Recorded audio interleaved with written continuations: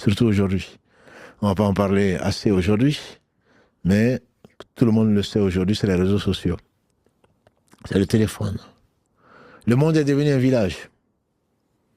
Le monde est devenu un village. Il y a une sœur qui a la réforme qui m'a demandé un conseil, il y a un mois, je pense à peu près, qui me dit quel conseil vous pouvez me donner. Je regarde, je suis sur les réseaux sociaux de 9 à 11 heures par jour.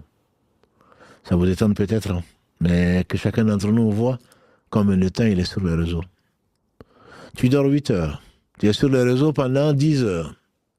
Qu'est-ce qui te reste? 18 heures? Quand est-ce que tu travailles? Quand est-ce que tu fais tes prières? Quand est-ce que tu fais des dhikr? Quand est-ce que tu fais autre chose? Il te reste combien? 7 heures et encore. Bien sûr que les réseaux sociaux sont utiles. La preuve, c'est qu'on est en train de faire des lives. Les réseaux sociaux sont utiles. Il y a le e-commerce. On l'utilise pour cela. Les réseaux sociaux sont utiles parce qu'il y a des connexions, LinkedIn ou je ne sais quoi d'autre, entre professionnels. Et le reste, ça existe. Les réseaux sociaux sont importants. La toile et tout le reste, bien entendu. Mais tu crois qu'ils le font pour tes beaux yeux? Non. Ils ont ces logiciels. Ils ont tout ceci pour attirer notamment les enfants. Cette pollution qui amène jusqu'à la débilité, qui amène, vous avez entendu récemment, un jeune, un ado, en train de se suicider. On va maintenant demander des fatwas à Cheikh Ahmad, il paraît. L'intelligence artificielle que tu as utilisée, j'ai telle et telle situation, qu'est-ce que tu me conseilles? Je savais qu'il y avait des mouftis, comme j'en ai parlé, de jeunes qui ne savent pas vraiment ce que c'est que la religion et surtout qui ne sont pas conscients qu'un moufti, sur 3 juges, 2 juges en enfer, a dit le prophète sallam. Et un moufti, c'est, disait l'imam Malik, c'est quelqu'un qui, avant de répondre, voit que, en fonction de ça, ce qu'il va dire, va l'amener soit en enfer, soit au paradis. C'est sûr que quand tu ne penses pas au paradis et en enfer, tu vas répondre à toutes les questions. Tu vas demander, il appelle Cheikh Ahmed, l'intelligence artificielle. Et quel est l'avis de l'islam sur ça? Et tu crois que tu crains Allah? Non, certainement pas.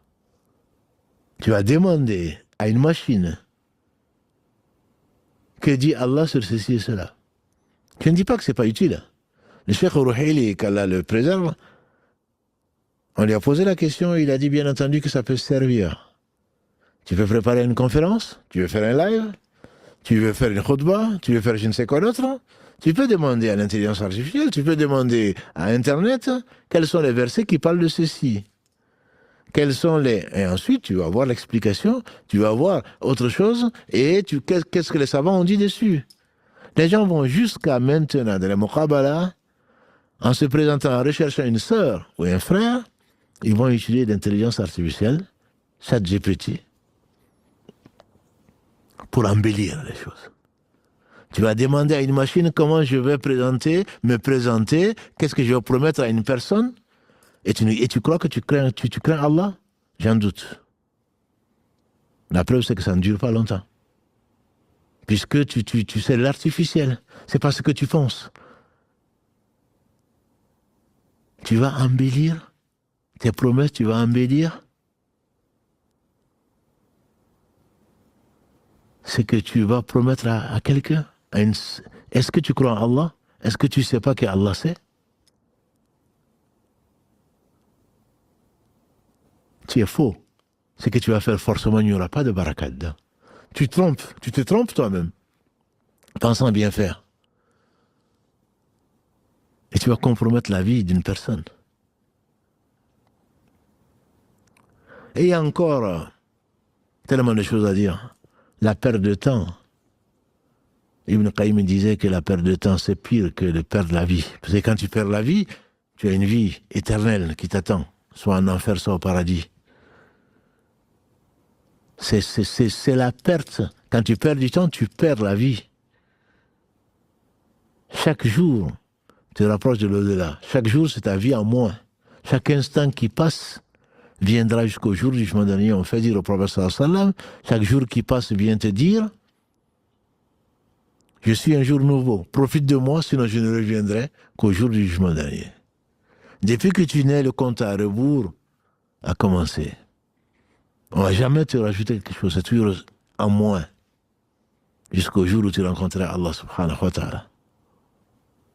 Le prophète sallallahu n'a-t-il pas dit à un jeune, Abdullah ibn Omar, radiallahu anhuma, kun fi dunya ka'annaka gharib aw abiri sabil. Le jeune homme soit dans ce bas monde comme un étranger ou un passant. Il a pris par son épaule, soit dans ce bas monde comme un passant ou comme un étranger.